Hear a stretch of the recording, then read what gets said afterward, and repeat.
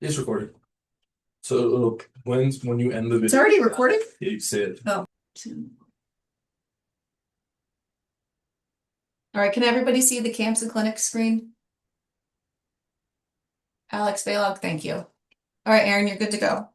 All right. Well, hi everyone.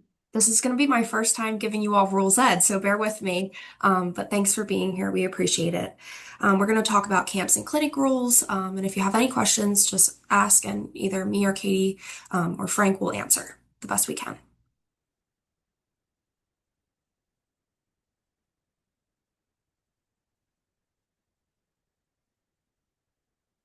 All right. So we're going to start off with institutional camps, and then we'll work our way into non-institutional camps. So what is an institutional camp? It is owned or operated by a member institution or an employee of a member institution in the athletics department. And to own it means that you own at least 51% or more of the camp or clinic. So who is allowed to come to these camps per bylaw 1312, which is the camp bylaw? For softball and volleyball, they're a little different. They are seventh graders and up that can attend, although softball may be changing this June. So we'll let you know if that happens, but that would be to ninth grade and up, like a lot of the other sports. And then men's basketball also used to be seventh grade, but now they will be ninth grade and up as well.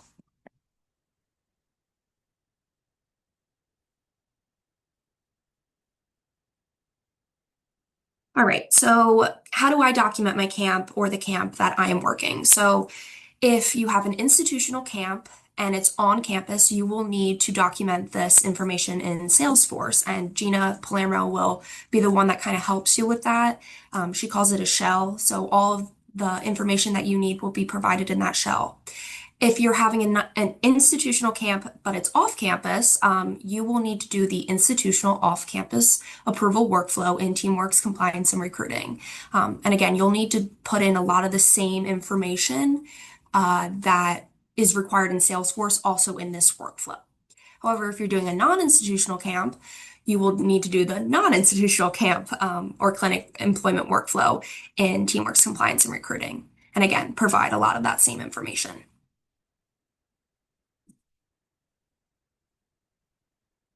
Okay, so here is an old but a really great example of what is required in Salesforce. And again, reach out to Gina with this information or to us with this information if you don't know how to input this, but we can also help you with that if needed. But it's important that we keep track of this so we make sure we are not violating any rules.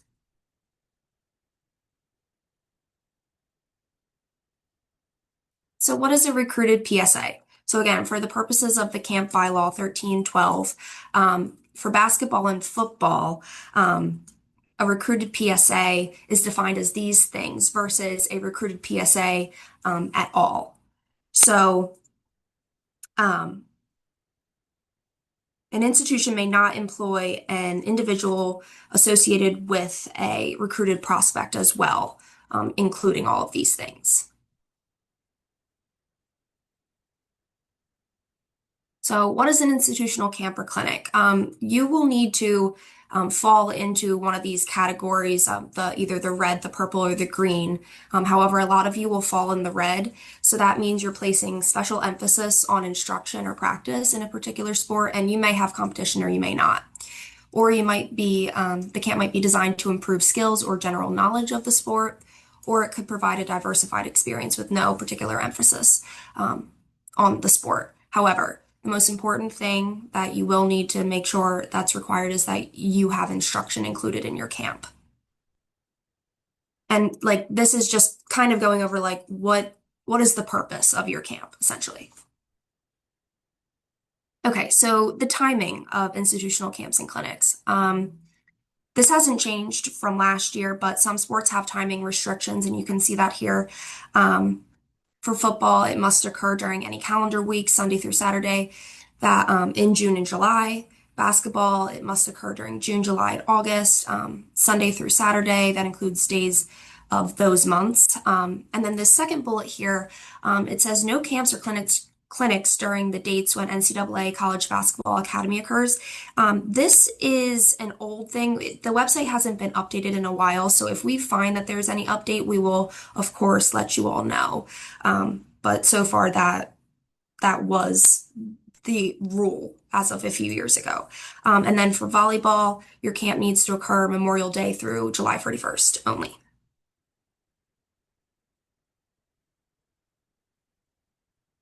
The location of your camps and clinics. As you can see on the right here, basketball, football, and all of their sports, those are the permissible locations.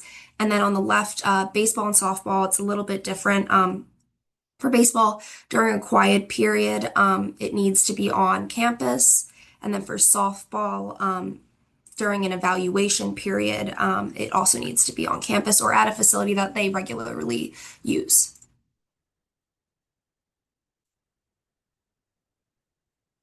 So how can an institutional camp or clinic be advertised? Essentially, the biggest thing you need to get from this is that it needs to be open to any and all entrants, as well as be advertised at least 2 weeks in advance of the camp and clinic. There's a Q&A, legislative Q&A on this, but essentially those are the two biggest takeaways from this.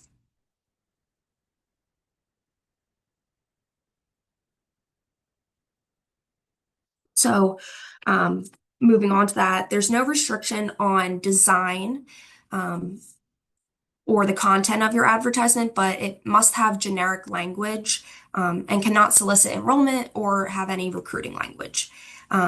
Also, you used to be able to send out a questionnaire, but again, from last year, another reminder that questionnaires are gone.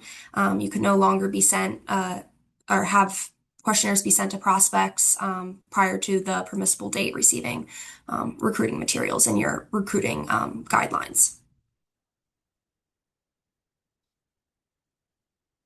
So how can an institutional camp or clinic be advertised? This kind of changed with the House settlement a little bit. PSAs are not permissible to be in your ads. And if they are, they need to sign a release once they've signed with you, but haven't yet triggered student athlete status. So can your current students be in your ads? So the old rule used to be that they could as long as it was denoted that they were a camp counselor. However, now with the House settlement, the rule says that you don't need to do that. No restrictions on this. And of course, you can use a former student athlete's picture in an advertisement as well.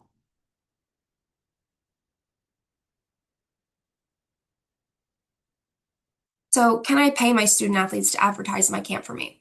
If you're asking your student athletes to advertise your camp on their own private social media, that would be considered an NIL deal. And this would need to be counted in our cap because your camp would be an institutional camp and it would need to count. But if you'd like your students to manage your own camp account for Villanova specifically, that's fine as long as you compensate them at the going rate. So going back to PSAs, if an institution records videos of campers describing the benefits of the institution's camps and clinic, institution plans to use the video in its advertisements for next year's camps. Is this permissible? No, not permissible to use photographs, videos of PSAs or multiple PSAs, as mentioned previously. Hey, Aaron, can we go back to the NIL slide real quick? Sure.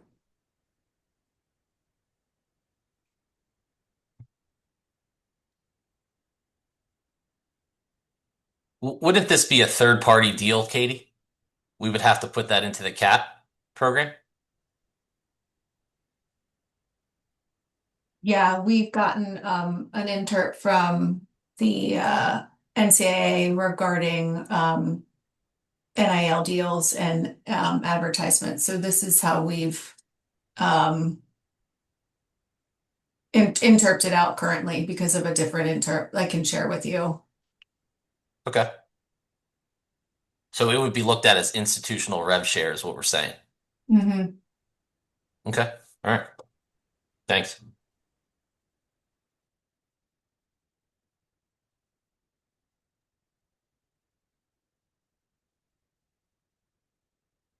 Okay, so these are two examples. They're both very similar, of schools posting pics of PSAs on their social media camp accounts, and it's a violation.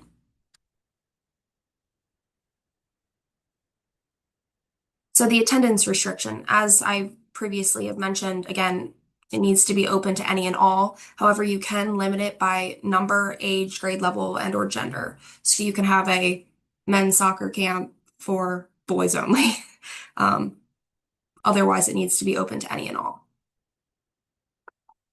And here is a legislative Q&A that kind of talks about um, inviting prospects. So again, you can advertise it to specific groups. However, you just can't send it to them specifically. So you can advertise that it's a goalie camp, but you can't send it to just goalies. It needs to be open to any and all.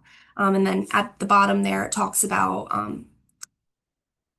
sending it to specific team camps without violating camp and clinics legislation rules. So yes, you're permitted to conduct a team camp again, but you can't be sending it to just specific teams. It needs to be open to any and all teams. So this one is basketball specific. It's actually from 2017, which was pre-COVID, obviously, when everyone was having elite camps. And essentially, this is saying the same thing for both men's and women's. It's saying that you need to offer the same participation, registration, fees, advertisement, everything structure the same for all of your camps.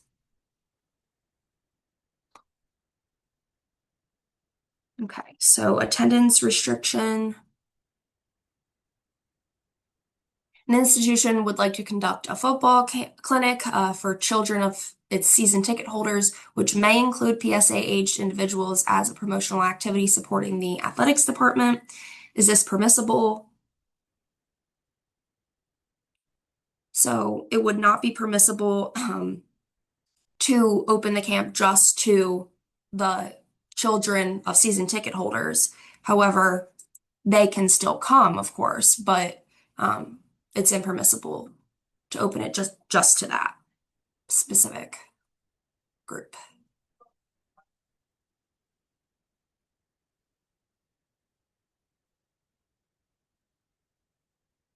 Another example, so an institution would like to conduct a free clinic to a specific local youth club team, which is below ninth grade that serves underprivileged youth.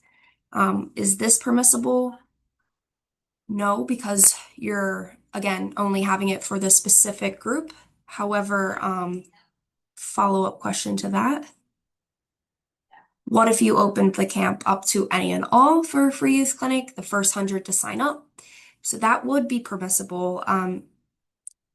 You would need to put all of these people in CNR though, and say that you provided them a benefit.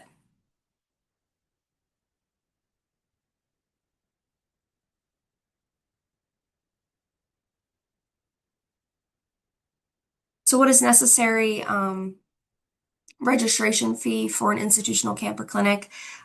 It's impermissible to provide a reduced or free admission to an athletics award winner or any individual being recruited by the institution. So some exceptions to that might be the discounts to the children of an institutional staff member. It's fine as long as it's unrelated to their athletics ability. It has nothing to do with how they perform as an athlete. And then donated camp spots. If you have this, you would need to fill out the form on our VU website, and we would have to approve it, our compliance office. And if you have this happening, just reach out to us. So free or reduced admissions. Another example here, institution will provide free or reduced admissions to its baseball camp to underprivileged prospects. To receive the fee or reduced admission, prospects must contact the camp coordinator and send a copy of the family's tax forms. Is this permissible? Yes. So it's fine as long as it's unrelated to their athletics ability, as I had mentioned previously.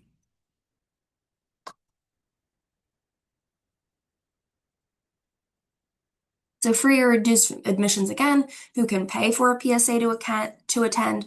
So these two examples here, they're the same thing. It's just a competition versus no competition. So I'll read the first one. High school and club coaches who are employed at an institution's camp provide team members transportation to the camp and cover the admission fee. The camp includes competition, and then the one below is just it doesn't include competition.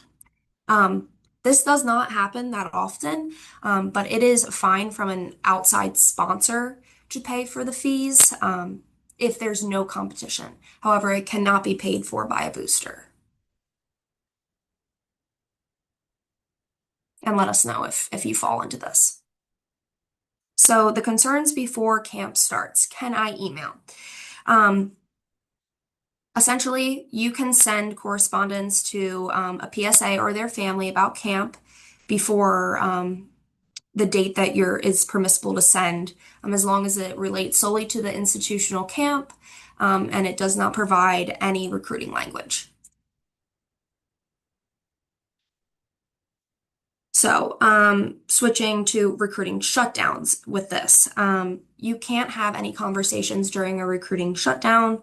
And then for women's basketball, there is an exception that camps can occur during evaluation periods.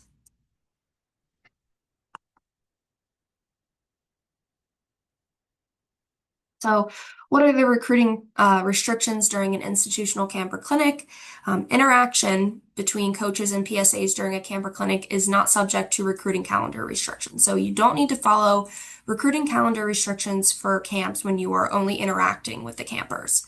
However, it is prohibited from a recruiting aspect to have conversations with them. So no recruiting conversations. And an example of this would be you could have a conversation with a softball camper who's an 8th grader, but you could not have a recruiting conversation with us, or no, you could have a recruiting conversation with a senior softball camper, just not someone under the age restriction.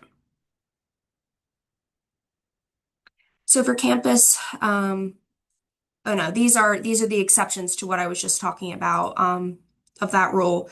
You can not have a recruiting conversation, again, with anyone under the permissible date of when you're allowed to contact them. And these are the specific sports.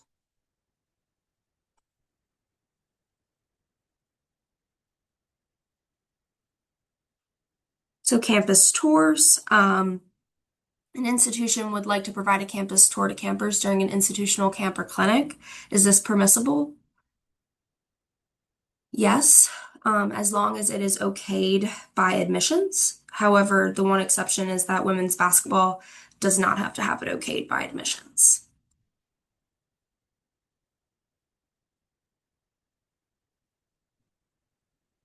Here is a legislative Q&A about campus tours during camps. Is there a process by which the campus tour must be approved? No. Who is permitted to conduct the tour? An institution's accountable coach or any individual outside athletics responsible for conducting tours? May the institution's admissions office give an admissions presentation during the campus tour? No.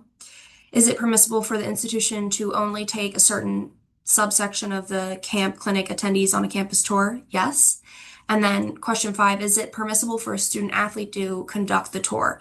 That's a no. So informational sessions. We got a question kind of regarding this, but for staff members, you can have an informational session so long as it's not recruiting focused. And that kind of just explains in that question and answer there. But then kind of switching gears to coaches arranging for current student athletes to speak with prospects during a Q&A at a camp or clinic. That's not permissible for a coach to arrange this. And if this does happen, it's permissible to be an NIL activity.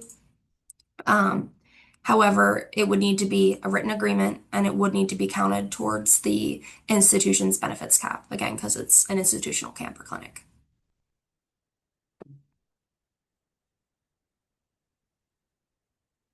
So what are the recruiting restrictions during institutional camp or clinics regarding recording PSAs?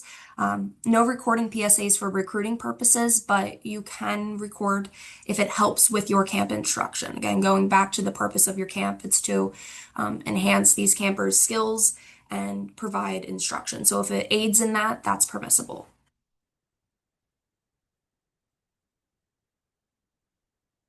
Game day simulations, no game day simulations allowed. And then for staged photo videos, you can't stage any, but you can have photos, just can't make it look like they're a Villanova athlete here. So camps and clinics during visits or overlapping with visits. You can't combine visit expenses with camp. So anything regarding the visit that you'd be paying for an official, it needs to be separate of the camp. The camp needs to be paid by the camper. That's essentially explaining all of those boxes there. But it is different from football. Football cannot have any camps and visits overlap at all. So they're subject to that rule. So certain activities that are permissible and impermissible at camp. So you can do activities that aid in camp instruction, as I mentioned a few slides previously. You're there for skill, instruction, and competition. So instruction is key. Recruiting purposes is not permissible.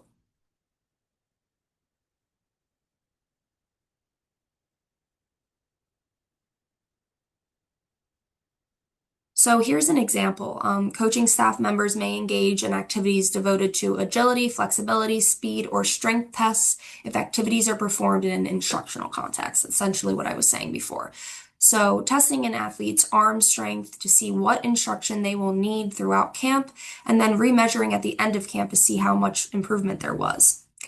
May not test agility, flexibility, speed, or strength to be recorded, again, for recruiting purposes, but you can for camp purposes. So Villanova signed PSAs and enrolled student athlete camps or clinics, their employment of that. Working a camp triggers student athlete status. So if they've signed with you, they can only work the camp if they haven't attended your camp previously, and then once they work it, it makes them a student athlete. Both groups may be employed at sports camp or clinics, provided the employment meets the criteria. So again, you need to pay them for work actually performed and at the going rate. And if you provide fees, if you pay fees for transportation, food, housing for other employees, you can for them. It's just so to make sure that it's all fair, that you're providing it to everyone. And then for private lessons, for students who come here for private, or they want to teach their private lessons on our campus, that used to be a no, but it changed with the house settlement.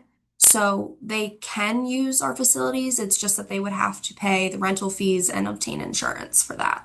And also student athletes may not receive compensation if they're only demonstrating or lecturing at a camp.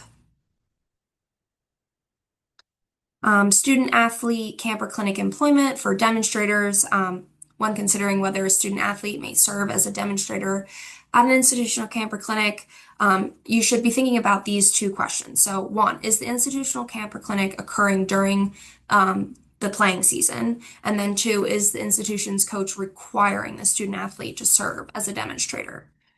And on the next slide, we'll explain this a little bit better here.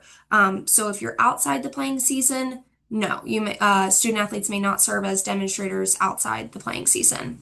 If you're in the playing season, that's fine. But if it's directed by a coach, it needs to count towards CARA. And for non-institutional camps, just talk to us about this, and we'll figure it out.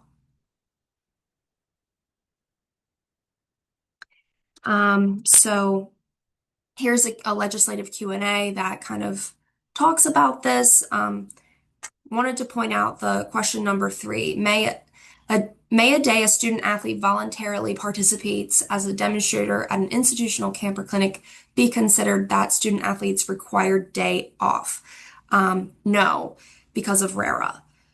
So if you're having this happen, you can't have it during their day off because it would be required for them to work it. So who else can be employed? It's fine for high school or two-year college coaches or others involved with PSAs to be employed. However, again, the same restrictions. Everyone has to be paid the going rate, and they cannot be paid for reputation or their connection with any PSAs. And we have a verification workflow for this for football, men's basketball, and women's basketball. And then any camp staff member who is not a Villanova employee should have that form filled out. So that will become a requirement that we will definitely be sending out to you. So you guys remember to do that. Erin? Sorry, Yes. I have a question back to the voluntary. Sorry. Because did that change, or is this what you just said was correct? So we do that 5v5 and it's like a voluntary because it's like a fundraiser for our team. Now that doesn't count as like it has to count, like that's not their off day, then we have to give them another off day. Is that what you're saying? I thought I like misheard that.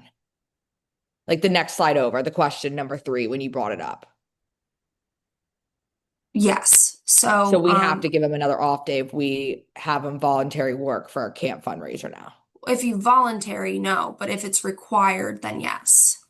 Okay. Okay. Just want to check. That's all. Sorry, I just want to confirm that. Okay, so went over that. So now we're gonna switch gears to non-institutional camps. So everything I said still essentially applies. However, instead of putting it in Salesforce, again, you'll need to do the workflow in compliance and recruiting. So may be involved in any capacity, provided non-institutional camp clinic adheres to the requirements. Like I had said, it's open to any and all, no fee or reduced admissions to prospects. Athletic award winners may not be employed, must be advertised 2 weeks in advance. So same requirements there. So this is an example. It's pretty lengthy, but the part I want to point out here is we're going to figure out if it's permissible or not. So it starts with who is invited to the camp, right? It says all junior and early college level female rowers as of December 31st, 2024, with at least 1 season's experience of sweep rowing or sculling for safety reasons and be able to swim for safety reasons. And at the very bottom of the who section, it says it's open to any and all entrants. So this is confusing, and this was a real example that we were given, I think, 2 years ago. And it's got very confusing wording, right? So it says a specific criteria for a camper, but then it also says it's open to any and all. And then if you look to the right side at the where, it says all athletes will travel to Oklahoma City to compete at the Summer National Championship. So that's the reason why it had the specific criteria for the camper, right? So that means it's not open to any and all. So this would not be permissible for a non-institutional camp.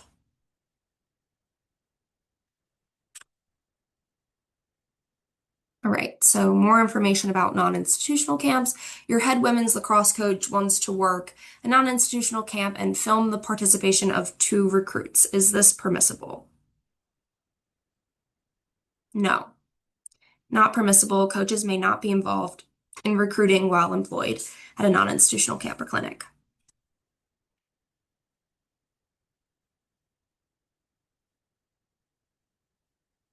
So expenses for non-institutional camp and recruiting trips. An example here, your head men's tennis coach wants to combine a recruiting trip and employment at a non-institutional camp since the camp is paying for him in transportation. Is this permissible?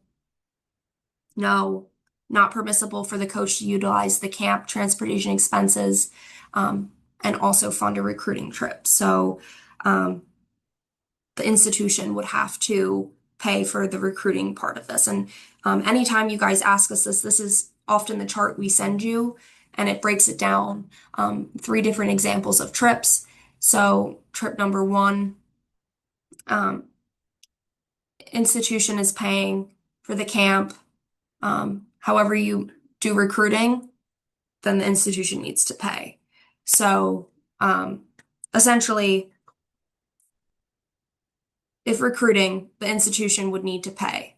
If you're just there to work the camp can pay the camp expenses. But if you're combining them, any part of the recruiting, Villanova would need to pay. And then any part that you're there to work the camp would pay. Promotions for non-institutional camps. Quotations and pictures used to promote a camp used to not be allowed, but now it's been removed. So there's no restrictions on endorsement of specific entities and individuals associated with prospective student athletes, but you still cannot promote recruiting scouting services. Then camp clinics sponsored by recruiting or scouting service example here. So your coach has been invited to work at a coach's clinic that is sponsored by a scouting service. No prospects will be involved. Is this permissible? No. A coach may not be employed either on salaried or volunteer basis, even if no prospects are involved. So this one is football specific. Essentially, it's saying Division I coaches can work camps for D2 and D3 as long as the camps meet and are compliant with D1 legislation.